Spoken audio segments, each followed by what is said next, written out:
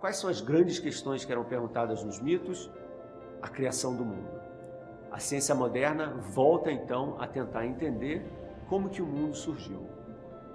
Então, durante o século XX, apareceram várias correntes de pensamento, vamos dizer assim, várias ideias sobre a cosmologia do universo, ou seja, a história do universo, a história da criação através da ciência.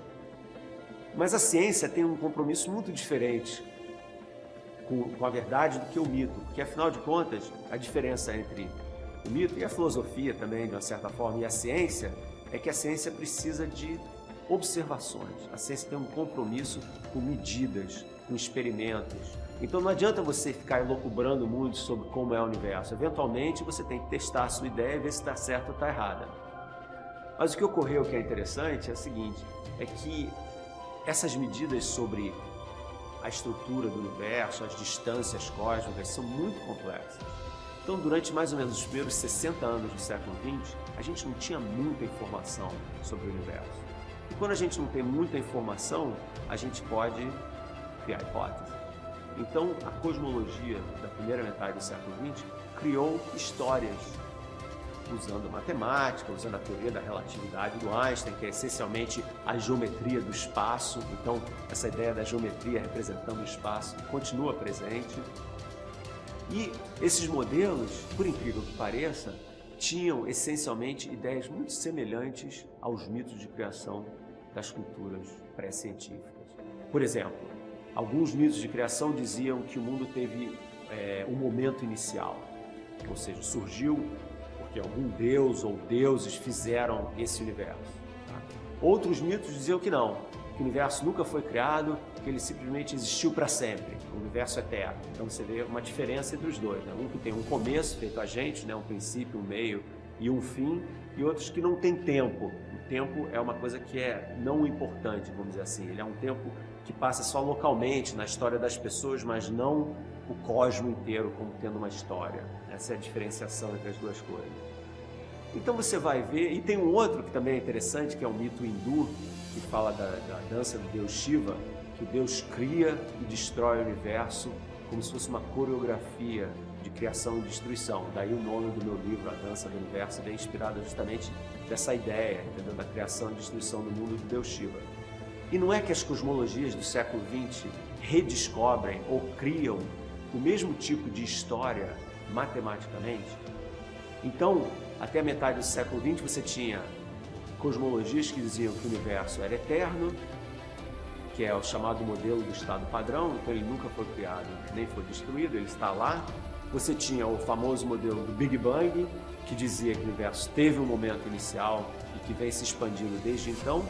E você tinha variações desse modelo do Big Bang, em que dizia que o universo surgiu um tempo no passado, expande, expande, cresce, cresce, chega a um tamanho máximo e começa a se contrair novamente, chega a um tamanho mínimo, expande e está dançando, justamente feito a dança do deus Shiva. Então você vê que essas ideias reaparecem. Por que isso, né? Como é que é possível uma coisa dessa? Eu acho que a única maneira de se pensar, refletir sobre isso, é usar um pouco das ideias do Jung, por exemplo, que fala dos arquétipos, né?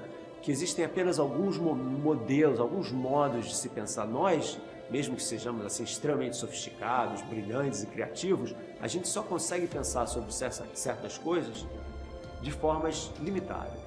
O problema da criação, como que tudo vem do nada, é muito complicado.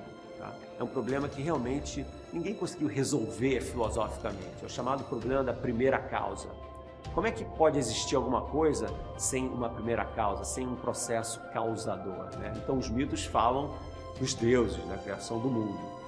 Eles são o processo causador. O Aristóteles dizia que existia o que pode fazer as coisas se moverem sem ser movido, né? O movedor imóvel. Era a imagem do Deus absoluto lá do Aristóteles. E aí, como é que fica isso? É um problema complicado, realmente. Então, eu acho que nós chegamos, antes dos dados científicos, nós podemos usar a matemática, ou seja, a primeira metade do século XX, nós podíamos usar a matemática para criar modelos do cosmos. Esses modelos refletiam muito a subjetividade dos cientistas. Tá? E nessa subjetividade dos cientistas, apareceram histórias de criação semelhantes às histórias de criação míticas, pré-científicas. Por quê? Porque apesar de terem passado 5.000, 10.000 anos desde que alguns desses mitos foram criados, nós, moralmente, em termos de maturação estética, não mudamos tanto assim. Então, a nossa maneira de conceber o absoluto e a criação a partir do nada é essencialmente a mesma. Tá? Mas aí surgiu uma coisa. Em torno de 1960, 70, 80, começaram a surgir dados experimentais, observações cada vez mais sofisticadas sobre o universo, sobre a taxa de expansão do universo, sobre quanta matéria existe no universo, sobre a estrutura das galáxias e como elas interagem entre si. E a partir desses dados, hoje, no século XXI, a gente pode eliminar todos os modelos que explicavam a criação do universo em termos de cosmologia, e a gente ficou com um só. Então, hoje a gente pode afirmar que o universo surgiu realmente a um momento no passado. A data de aniversário é 14 bilhões de anos, o nosso universo tem 14 bilhões de anos. Só para comparar, a Terra tem em torno de 4,5 bilhões de anos. Então o universo é mais ou menos 3 vezes mais velho que a Terra. Ele vem se expandindo desde então e vai continuar a se expandir, em princípio, para sempre.